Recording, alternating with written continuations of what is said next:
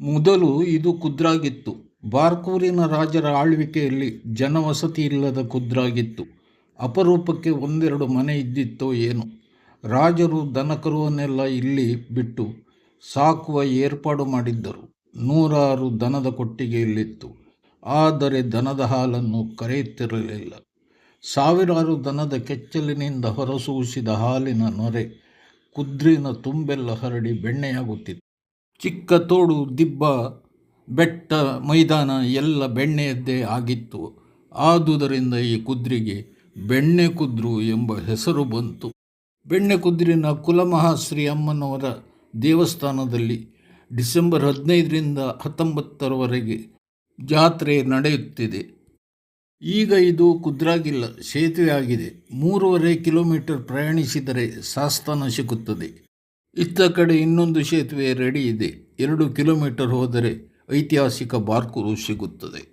ಕುಂಬ್ರಗೋಡು ಮತ್ತು ಹಂದಾಡಿ ಗ್ರಾಮ ಪಂಚಾಯತ್ ವ್ಯಾಪ್ತಿಯಲ್ಲಿ ಬರುವ ಬೆಣ್ಣೆಕುದ್ರು ಈಗ ಒಂದು ಥರದಲ್ಲಿ ನಗರವೇ ಆಗಿದೆ. 11ನೇ ಶತಮಾನದ ಪ್ರಾರಂಭದಲ್ಲಿ ಈ ದೇವಸ್ಥಾನವನ್ನು ಕಟ್ಟಲಾಗಿತ್ತು. ಸಾಧಾರಣ 1100 ವರ್ಷದ ಇತಿಹಾಸ ಈ ದೇವಸ್ಥಾನಕ್ಕೆ ಇದೆ. ಬೆಣ್ಣೆಕುದ್ರಿನ ಹತ್ತಿರ ಸೀತಾನದಿ ನದಿಯಲ್ಲಿ ಸಿಕ್ಕಿದ ಮರದ ಮೂರ್ತಿಯನ್ನು ಪ್ರತಿಷ್ಠಾಪಿಸಲಾಯಿತು ಎಂಬ ನಂಬಿಕೆಯೂ ಇಲ್ಲಿದೆ. ಈ ದೇವಾಲಯದಲ್ಲಿ ಗುರು ಪರಂಪರೆ 300 ವರ್ಷದ ಹಿಂದೆಯೇ ಚಾಲ್ತಿಯಲ್ಲಿತ್ತು.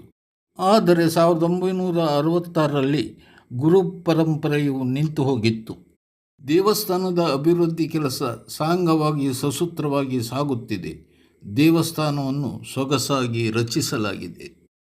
ಅಜ್ಜಮ್ಮ ಎಂಬ ದೇವತಾ ಸ್ವರೂಪದ ತ್ರಿಶಕ್ತಿಯನ್ನು ರೂಢಿಸಿಕೊಂಡ ಮಹಾಶ್ರೀ ಈ ದೇವಸ್ಥಾನವನ್ನು ಕಟ್ಟಿಸಿದ್ದರು ಎಂಬ ಉಲ್ಲೇಖವಿದೆ.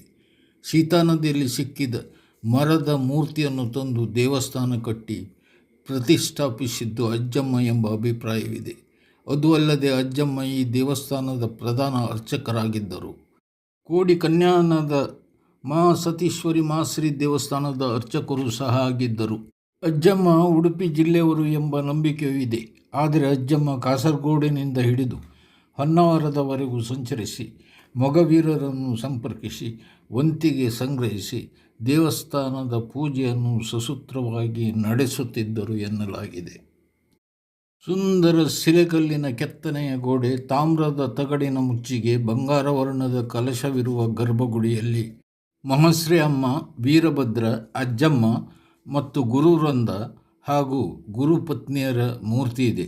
ಹೊರಭಾಗದಲ್ಲಿ ಅನೇಕ ದೈವದ ಗುಡಿ ಇದೆ. ನಾಗರ ಸನ್ನಿಧಿ ಇಲ್ಲಿದೆ.